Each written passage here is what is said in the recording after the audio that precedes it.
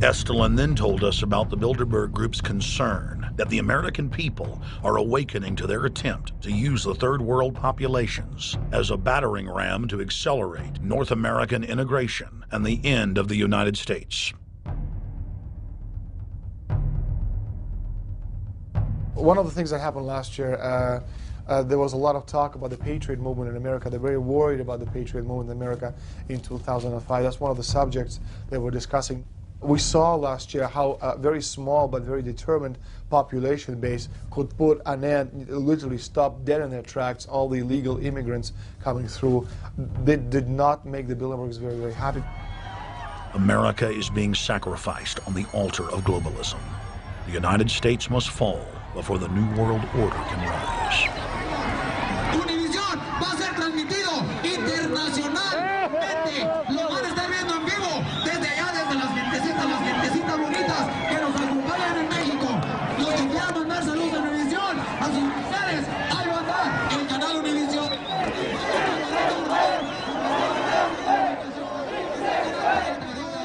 You know, this used to be Mexico, you know what I mean? And the people that were here before, they're just not gonna get up and leave. Mexico! Mexico! Mexico! Mexico! Arriba Mexico, amigos! The globalists are using a divide-and-conquer strategy to balkanize the United States. You know, they cause all this exploitation across the globe, and they wonder why people come to America. You know? So is your argument that NAFTA and CAFTA are designed to increase illegal immigration? It's not designed...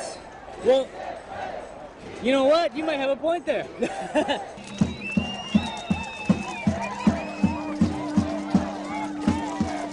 While the controlled corporate media teaches Americans that pro-U.S. nationalism is backwards and xenophobic, the very same media is busy teaching Mexicans that ultra-extreme race-based nationalism is good and part of their culture. The federal government, tax-free foundations, and the Fortune 500 have pumped more than $800 billion into a long-term strategic plan to export Latin American revolution into the United States. The elite are rolling out the red carpet to the third world because the United States must be divided before it can be absorbed into the North American Union, itself to form the first piece of the Pan-American Union. The New World Order's social engineering has done a masterful job at exploiting historical divisions between the U.S. and Mexico. 24 hours a day, 7 days a week, Spanish-speaking media drills it into their audiences' heads that the Southwest, from California to Texas, once belonged to Mexico, and that the United States stole it in 1848 with the signing of the Treaty of Guadalupe Hidalgo. Every child in Mexico is taught from birth, and officially in school, that the United States is the arch-enemy of Mexico, and that it is their job to travel to the United States to take part in a reconquering, or La Reconquista, of the United States.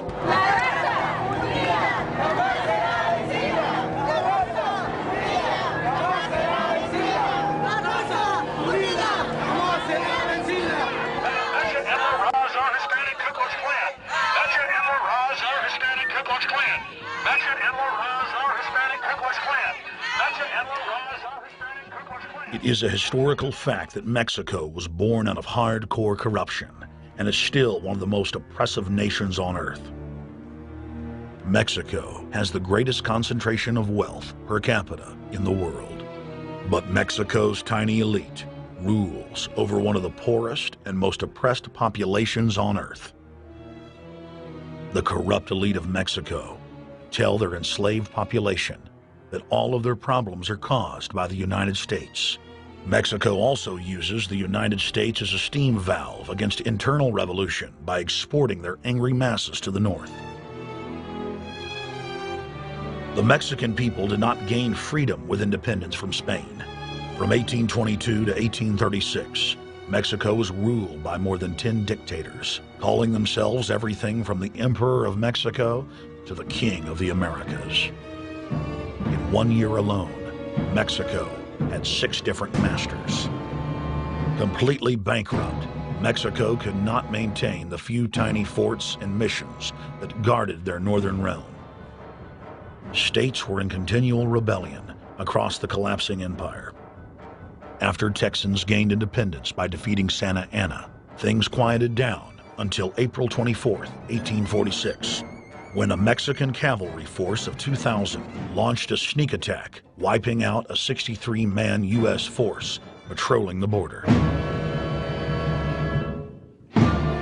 Mexican troops continued their assault deeper into U.S. territory for several months until they were turned back by U.S. forces, which then launched a lengthy campaign ending with the capture of Mexico City on September 15, 1847.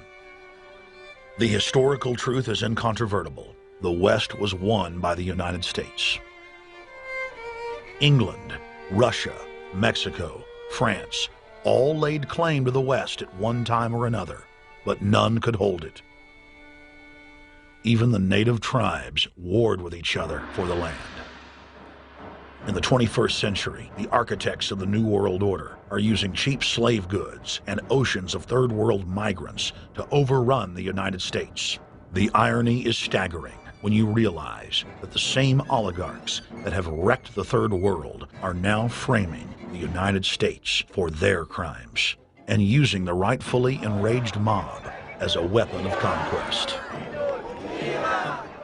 The guest worker amnesty plan being pushed is nothing more than a North American Union standardized ID card that erases all three nations' sovereignties. Spanish-speaking TV, radio, and print is literally on fire with talk of revolution, with many stations bearing the name La Invasora, or The Invader. More than 600 billboards were purchased in Los Angeles alone, proclaiming that LA is now part of Mexico.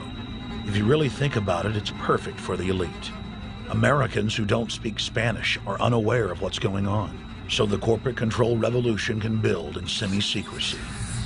Most of the media outlets spewing the slogan, Viva la Raza, which translated means long live the race, are owned by New York and London-based companies that are cold-bloodedly pushing the breakup of the United States. We have discovered a national trend where government is demonstrating a clear double standard in their treatment of citizens versus illegal aliens. Citizens are arrested if they don't have insurance or driver's license. Illegals are not. Illegal aliens don't have to have a valid form of identification to set up a bank account or get a car loan, while citizens do.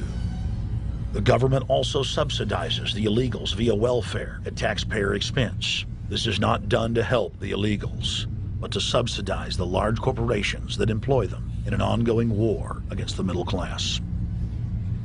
But selective enforcement got even worse in Seattle, Washington. Tens of thousands of demonstrators took to the streets, demanding amnesty for 30 million illegal aliens, despite the fact that many of them were undocumented. They were afforded the First Amendment right to speech and expression. Apparently taking over downtown Seattle, Washington, while waving Mexican flags and screaming La Raza was not enough for them.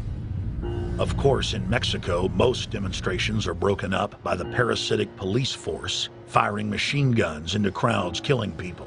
But that didn't stop them from demanding the police physically stop an American citizen from engaging in his own silent protest. Josh Moore shot this video on a small still camera while riding his motorcycle and was stuck in traffic for more than an hour due to the protest. The police did not arrest a protester who assaulted the driver through his sunroof as the crowd cheered.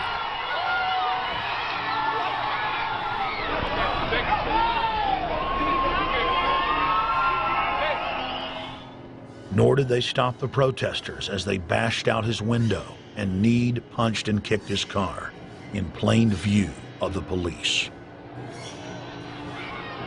A plainclothes police officer then gave uniformed police the order to arrest the citizen, who had since complied with the officer's directive to suppress his First Amendment rights. The commanding officer claps and cheers along with the predominantly foreign mob as the citizen is arrested. I wonder if the plainclothes detective knows that siding with foreigners while arresting a citizen for their political speech is treason. The man is clearly not resisting, but the Seattle police are determined to teach him that free speech is only reserved for servants and dupes of the New World Order. They said by the time they took him away, there was a huge pool of blood on the ground. The police slammed his face with full force into the concrete.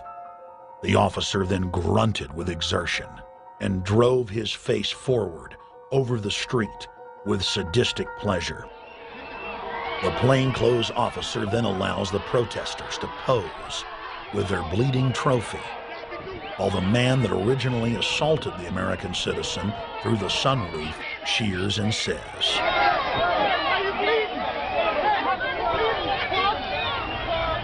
"Hey, what's it like now, bitch? "Now you're bleeding. Now you're bleeding, punk. What's it like, bitch?" We later learned that the Seattle police had filled paddy wagons that day with American citizens who had tried to peacefully picket the event. Hey,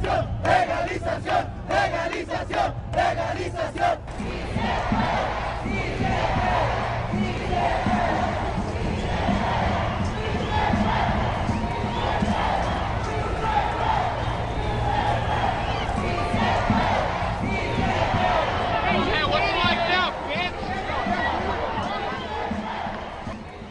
When the then President of Mexico, Vicente Fox, came to Austin, Texas in 2003, the police did their job and protected free speech, unlike the traitors in Seattle. The leader of the narco-terrorist state was traveling throughout the U.S. and being welcomed at every stop by governors and mayors. Fox was in Austin ostensibly to give an award to the Austin Police Department for breaking federal law and not arresting illegal aliens. Mexican Secret Service attempted to boss the media around, but backed off when they realized that this country still had some freedom. When you do that, it blows all our cameras up. And then we're going to have to take this out. So what is it? He's going to go check. It'd be good if you can angle it that way. Fox was scheduled to spew his propaganda and meddle in our affairs during a 30-minute press conference outside of the governor's mansion. Governor Perry and Fox were forced to cut their conference short after only 2 minutes because of protesters bullhorning at the gates.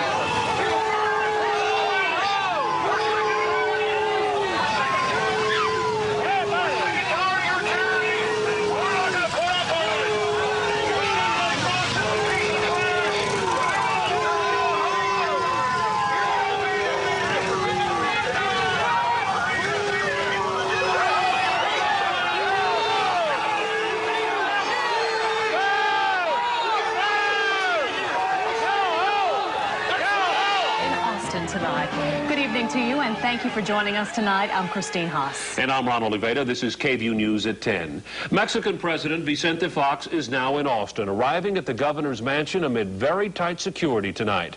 KVUE's Chris Gutierrez is live at the mansion with tonight's top story. Chris? Ron, Mr. Fox and Governor Perry addressed the media for about 10 minutes tonight. Now, they plan on talking about issues that affect both Texas and Mexico. Things like education, water resources, expanding trade, and of course, immigration issues. We are here because we want to strengthen our relationship, both in political terms, in economic terms.